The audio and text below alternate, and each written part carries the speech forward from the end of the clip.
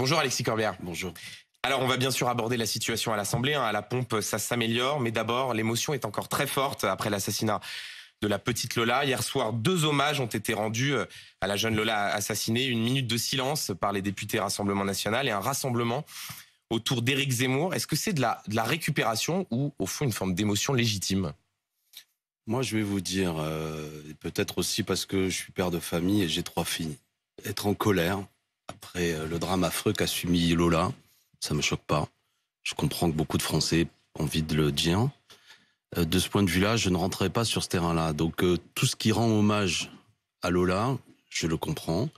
Tout ce qui rend hommage au programme d'Éric Zemmour, évidemment. Donc vous dénoncez une forme d'instrumentalisation. Écoutez, dans passons, je crois que images. chacun jugera. C'est un drame affreux. On touche des choses qui, dans toute société, quand on assassine un enfant, manifestant même, on peut dire, une forme de torture, ça touche des choses très profondes. Donc il y a de quoi être ému. Maintenant, est-ce une raison d'un seul coup pour que M. Zemmour, je crois que c'était hier à la même place, vienne à dire des choses sur lesquelles, honnêtement, il n'a aucun élément pour l'affirmer. Donc il brode. Il brode sur ce drame affreux, il vend sa camelote. Et je trouve que, moi je suis pas le dernier dans le combat politique, on peut utiliser nombre de choses pour avancer sur ces arguments, mais peut-être pour une certaine conception que je me fais de la morale, utiliser l'assassinat d'une enfant, qui arrive, je veux dire. Donc ils utilisent l'assassinat d'un enfant. Mais bien sûr, je veux dire, immédiatement le lien est fait, immigration, et ce drame affreux. Il a même dit, je crois, à cette même place qu'elle a été assassinée parce qu'elle était blonde aux yeux bleus. Je ne sais pas d'où il le tient. Il l'a inventé. C'est grave de faire ça. Je sais pas. Donc, je pense qu'il y a des choses sur lesquelles, à un moment donné, on peut quand même avoir un minimum de décence. Et cette instrumentalisation, cette utilisation, de mon point de vue, est indigne. Je le répète, manifester un hommage à Lola en soutien à la famille. Mais donc, par exemple, la minute de silence des députés Rassemblement National, elle ne vous choque pas sur le papier ? J'ai ma propre opinion, mais honnêtement, Non, mais ce que je veux dire, c'est que moi, je vois bien qu'eux aussi, en plus sous la pression de ce que fait M. Zemmour, ils cherchent à faire leur propre rassemblement. Eux aussi, sans doute, ils l'ont fait. Madame Le Pen l'a fait à l'Assemblée nationale en parlant immédiatement de politique d'immigration. Mais je veux dire, on a le droit après tout. C'est pas le sujet. Il y avait un certain silence autour de ce que faisait Madame Le Pen. Alors que Éric Zemmour, moi, les images que j'ai vues, quasiment des skins en train de brandir le visage. Vous faites une différence entre les deux réactions. Il y a une violence, même si sur le fond, tous ces gens finalement parlent peu de Lola et parlent essentiellement de leur vision de l'immigration, responsable du crime, etc. Qui est une manière, selon moi, de détourner les choses. Mais une fois de plus, c'est terrible et je comprends que ce soit un grand moment d'émotion. Et après tout, je pense que beaucoup de Français se disent que c'est ignoble. Et il faut pas non plus avoir une position consistant à dire faut pas en parler. On peut en parler. Mais justement, Alexis Corbière, à la manière dont on en parle. Il y a ceux donc qui sont accusés de récupération, de vouloir en faire un fait politique. Et puis il y a ceux qui ne disent rien. Pas un mot de votre leader Jean-Luc Mélenchon depuis une semaine, malgré l'émotion nationale, malgré la sensibilité de l'opinion. Il est indifférent, Jean-Luc Mélenchon, à ce qui s'est passé ? Non, mais il n'a pas eu d'émission pour l'exprimer. Puis nous avons été nombreux à nous exprimer. Monsieur Corbière, il a écrit une note de blog, il a fait une vidéo YouTube, il tweet très régulièrement sur le mouvement social, on en reparlera. Pas un mot de Jean-Luc Mélenchon sur ce qu'il s'est passé, tout simplement pour afficher une forme de compassion. Non, vous l'avez fait d'ailleurs, vous. Je viens de l'exprimer. Je crois qu'en plus, ce que veut Jean-Luc Mélenchon, c'est que nous continuions à ne pas lâcher le fil de la grande question qui est en cours et qui va être la suite de notre interview, c'est la question sociale. Donc, il n'est pas parlementaire, Jean-Luc Mélenchon, à ce stade. Non mais d'accord, mais Monsieur Corbière, le président de la République, Emmanuel Macron, reçoit les parents à l'Élysée. Vous-même, vous dites, je suis ému, il ne faut pas dire, on n'en parle pas. Comment se fait-il que quelqu'un qui prétend aux plus hautes fonctions passe à côté de, je ne sais pas si on peut appeler ça un fait divers, quelque chose qui a ému? Monsieur Duhamel, ne faites pas la politique politicienne avec ça. Je vous jure que si Jean-Luc Mélenchon avait été président de la République, il aurait reçu les parents. Non, mais restons-en là. Voyez, vous voulez vous-même. Moi, je veux plus rentrer sur ce sujet. C'est une question que se posent les gens. Oui, non, mais je veux dire, de soi-disant positionnement en fonction de la manière dont tu communiques là-dessus, parce que ce dont vous me parlez, c'est de la communication politique. Évidemment, Jean-Luc Mélenchon. Quand on est leader, montrer une forme d'émotion, peut-être aussi en tirer des conséquences. Est-ce que pour vous, c'est l'affaire Lola, c'est un fait divers ou c'est plus? Est-ce que c'est un fait de société, un fait politique? Une enfant assassinée, c'est dur de dire que c'est un fait divers. D'accord, c'est terrible. C'est sans doute, mais en toute société déjà, il y a des crimes d'enfants. Celui de Lola a particulièrement marqué, mais je lisais la presse. Une mère dans le nord de la France avait poignardé son propre enfant il y a quelque temps. Une babysitter, soi-disant, qui n'en pouvait plus des cris de l'enfant, lui avait fait boire un produit, je crois, du desktop. Ça arrive parfois, mais ça nous bouleverse tous parce que ça projette beaucoup de choses. C'est pas seulement un fait divers. Quand un enfant est assassiné, on a l'impression que c'est les bases même de la société qui sont mises en cause. Donc, j'utiliserai pas cette expression. Après, la question, c'est est-ce que c'est, en l'occurrence, comme nous dit M. Zemmour, révélateur de l'immigration qui assassine? Est-ce qu'il y a une dimension même quasiment de volonté d'assassiner la France à travers ça? Il dit francocide. Voilà, donc il fabrique ce mot. En gros, ce qui aurait motivé le crime, lui il le sait, plus fort que les enquêteurs, plus fort que la police, c'est tout. Ce qui aurait motivé le crime, c'est ça. Ça, je dis, pardon, c'est des méthodes dégueulasses. Oui, voilà ce que je dis. Et on peut avoir, au moins dans ces cas-là, se taire un instant, mais... Monsieur Corbière, rappelons juste d'un mot que la suspecte présumée était en situation irrégulière, elle est toujours... frappé par ce qu'on appelle une OQTF, une obligation de quitter le territoire français depuis 2 mois. Est-ce que ça ne veut pas dire, à minima, qu'il y a eu un dysfonctionnement dans la politique migratoire? Éric Zemmour, Marine Le Pen, d'autres disent, reconnaissent, elle n'aurait pas dû être sur le territoire français. Je vais vous dire Est-ce qu'au moins vous en tirez une conséquence politique de quelque chose qui ne marche pas? Je vais vous dire une chose, et je vous jure que c'est pas de la langue de bois de ma part.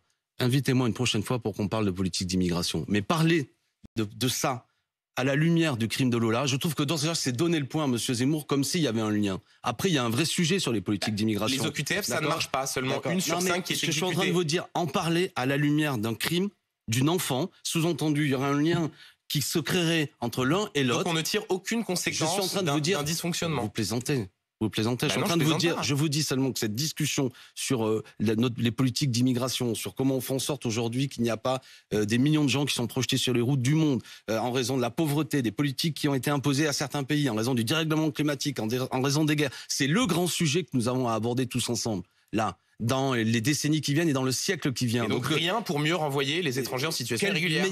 Meilleur, mais si on l'aborde sur cet aspect-là uniquement, déjà vous voyez, vous me faites parler de ce sujet, alors que je pense on peut consacrer une soirée à discuter des politiques d'immigration. Maintenant, ce que je ne veux pas, vous comprenez ce que je suis en train de vous dire, vraiment, prenez-le, je suis sincère. Je ne veux pas en discuter sur la base du fait, comme le disent certains, que si cette personne, on avait pu régler les problèmes de politique d'immigration, la gamine ne serait pas morte, il n'y aurait plus d'enfants qui mourraient. Elle n'aurait pas dû être sur le territoire, c'est un fait. D'accord, oui, très bien, très bien. Mais une fois qu'on a dit ça, vous voyez bien que le lien qui est fait, genre, comme je l'ai entendu hier soir, migrants, assassins, donc la question de l'immigration qui est un grand sujet serait liée au crime. Je rappelle, parce que vous le dites vous-même régulièrement sur votre antenne, pas vous mais vos collègues, que 85% des crimes et des homicides qui sont commis le sont par des gens qui sont des Français. Donc soyons un peu, comment dirais-je, un peu de décence et de la cohérence. Ceci dit, il y a un vrai débat, on en reparlera à l'occasion de d'autres émissions, c'est un débat sérieux et intéressant. Alexis Corbière, la situation s'améliore clairement à la pompe, plus que 17% des stations essence qui sont en difficulté.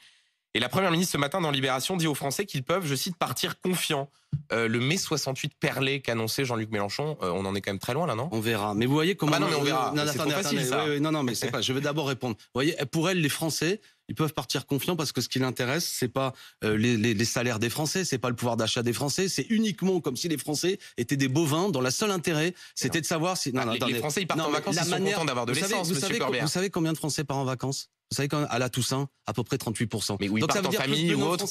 Plus d'un Français sur deux ne va pas partir. D'abord, c'est pas seulement, pardon, mais avoir de l'essence, c'est pas seulement les bourgeois, c'est pas seulement les classes supérieures. Je vais essayer de terminer mon raisonnement. On a bien compris qu'il y avait un désagrément. Moi aussi, j'ai un véhicule et passer une heure et demie pour faire le plein, c'est pas agréable. Maintenant, soit on l'aborde uniquement sur le côté, on divise les Français. En gros, vous savez quoi, l'objectif des grévistes, c'était vous empêcher d'aller revoir papy, mamie. Ah, qu'est-ce qu'ils sont méchants. Et j'ai une grande nouvelle à vous annoncer, messieurs, dames, qui vous, être bas de plafond, la seule chose qui vous intéresse, c'est est-ce que le petit problème à la pompe va être réglé? La Première ministre pourrait avoir de la grandeur et dire que sur la question des salaires, qu'est-ce qu'elle fait? Je vais vous dire, la réalité, c'est que juste parce que vous répondez pas exactement à ma question. Ma question, c'était, vous appeliez à la grande conjonction lors de votre marche dimanche dernier. Il y avait un mouvement interprofessionnel mardi.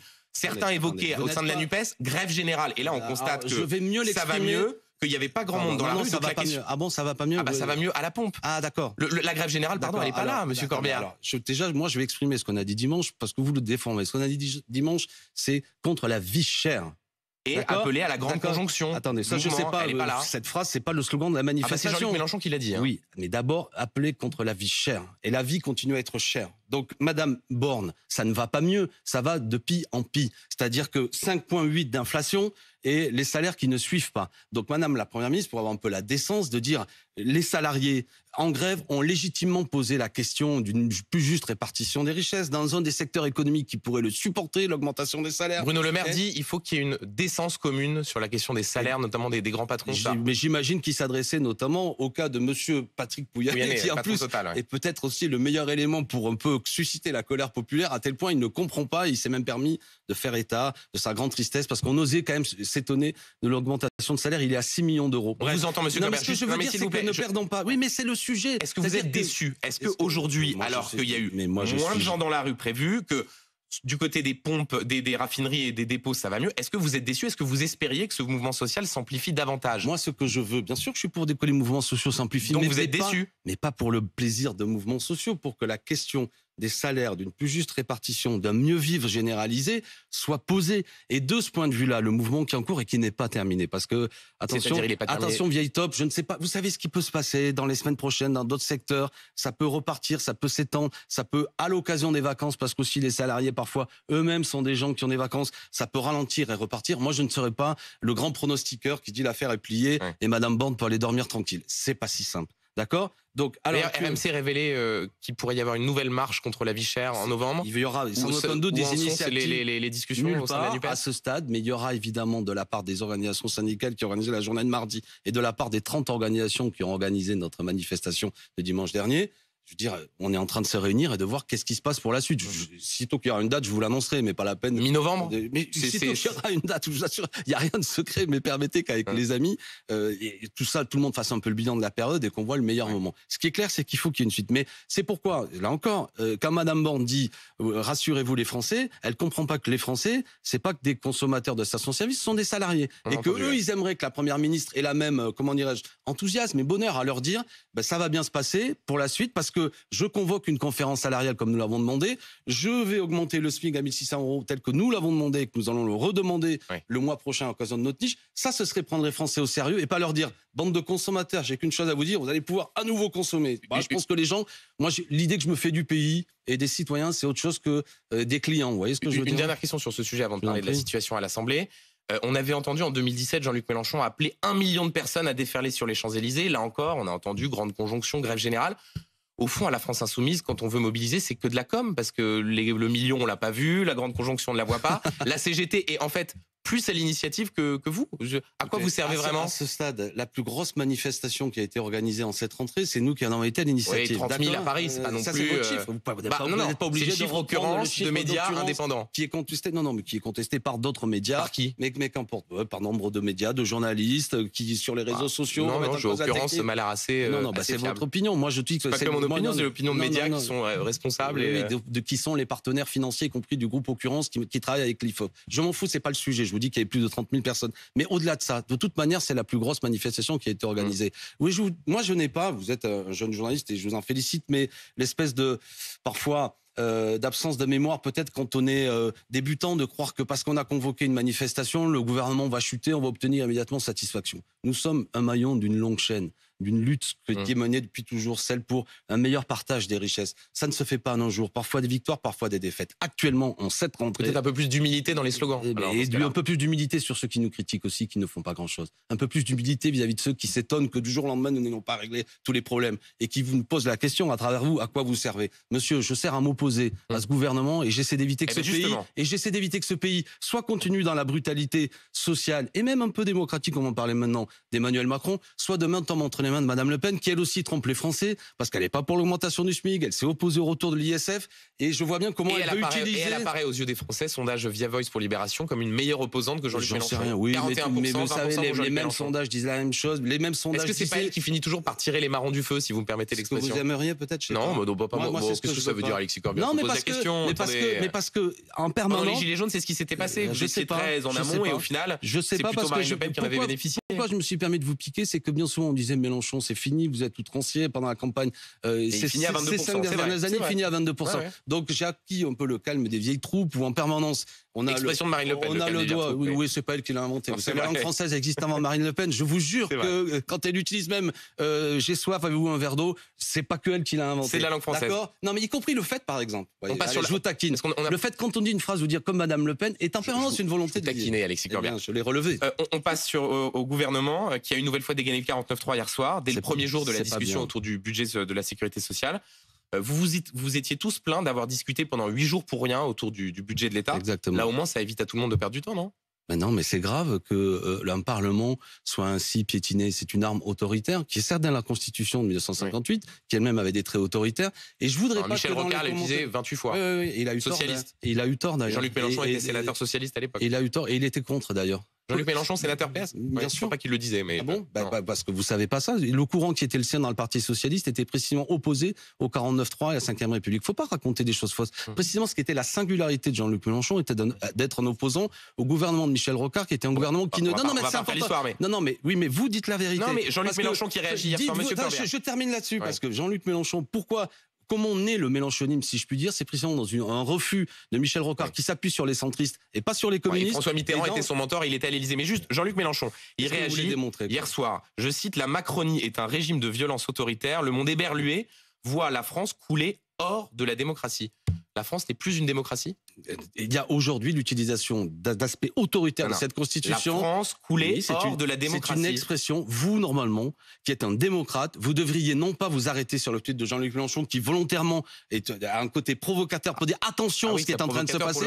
Mais vous trouvez normal... C'est quoi, la France, c'est la Hongrie? C'est un régime autoritaire? Trouvez-vous normal que les parlementaires ne se voient pas respectés? Trouvez-vous normal qu'un gouvernement minoritaire impose un budget...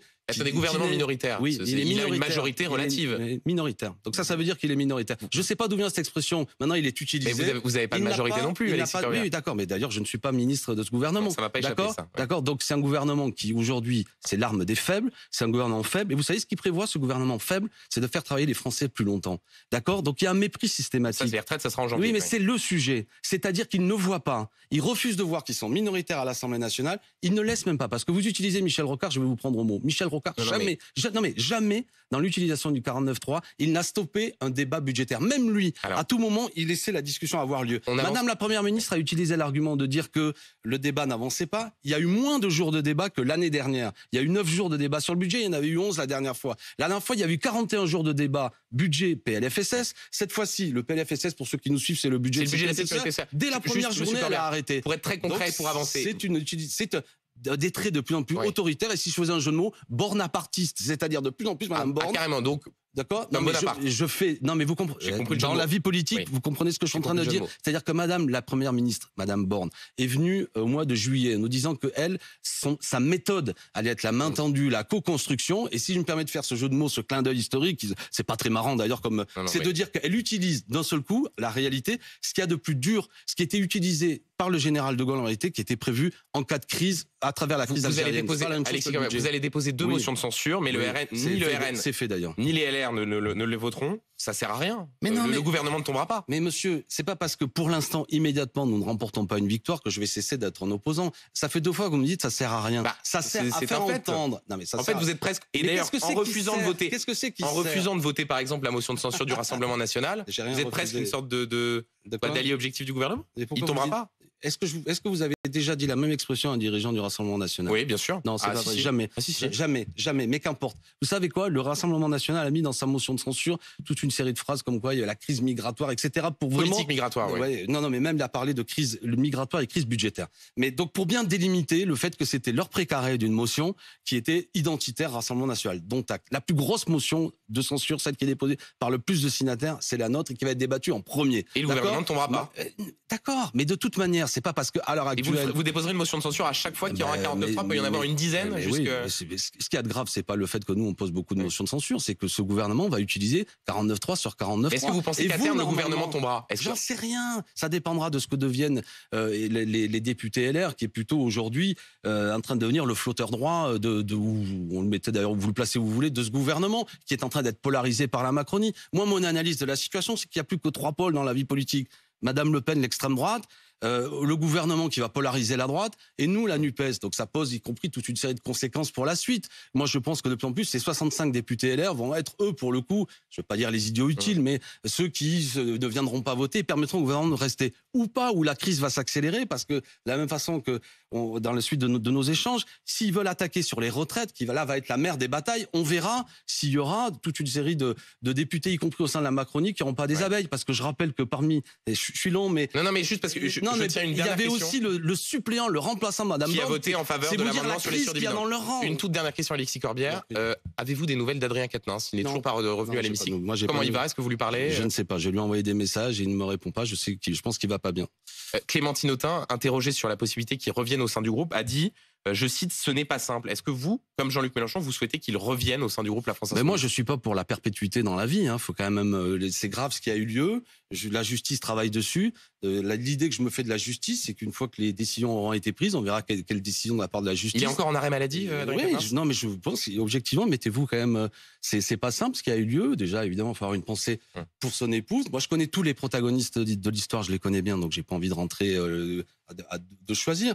Mais par contre, évidemment, c'est quelque chose qui est une douleur partagée par les membres de ce couple, avec des choses qui ont été dites, etc. Donc, mais merci. Pourquoi il ne reviendrait pas? Je veux dire, on peut aussi, si la peine a eu lieu, à ce que par la suite, il puisse continuer. Ou merci. Pas de peine, d'ailleurs. Merci Alexis Corbière, 8h53, RMC, BFM TV.